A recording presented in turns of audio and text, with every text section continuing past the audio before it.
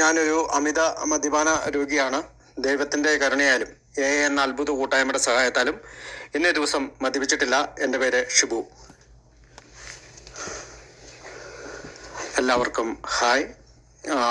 ആദ്യമായിട്ട് midnight stars ഗ്രൂപ്പിന് എൻ്റെ ഒരു നന്ദി അറിയിക്കുകയാണ്.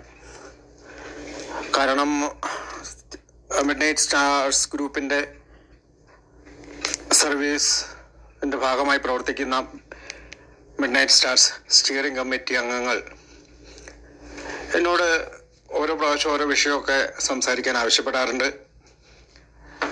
അപ്പോൾ ഞാനത്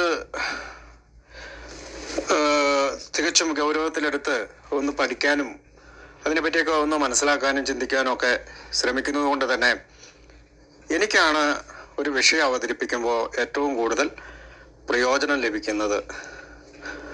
ആ സത്യം തിരിച്ചറിഞ്ഞുകൊണ്ട് തന്നെയാണ് ഞാൻ ഇന്നത്തെ വിഷയത്തിലേക്ക് കടക്കുന്നത്. കാരണം ഞാനും ഒരു ആൽക്കഹോളിക്കാണ്, മദ്യാസക്തനാണ്. എൻ്റെ ഇന്നത്തെ വിഷയം ഡിസീസ് കോൺസെപ്റ്റ് ഓഫ് ആൽക്കഹോളിസം എന്നുള്ളതാണ്. മദ്യാസക്തിയുടെ അല്ലെങ്കിൽ മദ്യാസക്ത രോഗമെന്ന സങ്കല്പം.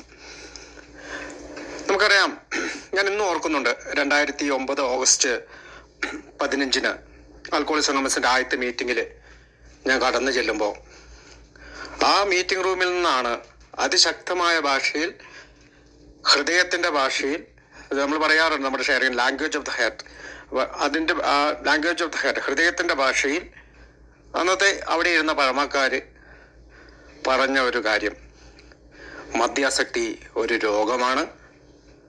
100 പേര് ഏല് വരുമ്പോൾ ഒരു 20 ആളുകൾ ഈ രോഗത്തിന് അടിമപ്പെടുന്നു. ബാക്കി 80 ആളുകൾ സോഷ്യൽ ഡ്രിങ്കേഴ്സ്, അല്ലെങ്കിൽ സാമൂഹികപരമായിട്ട് കുടിക്കുന്ന അല്ലെങ്കിൽ എൻജോയ്മെൻറ്റിന് വേണ്ടി കുടിക്കുന്ന ആളുകളായി മാറുന്നു. ഗ്രാജുവലി അവരിൽ പലരും പിന്നീട് ഈ 20% എത്തിച്ചേരുന്നു എന്നൊക്കെ പറഞ്ഞു തന്നപ്പോൾ ഞാൻ അത്ഭുതം തോന്നുന്ന ഒരു മനസ്സോടെയാണ് ആ ഷെയറിംഗ് എല്ലാം കേട്ടിരുന്നത്.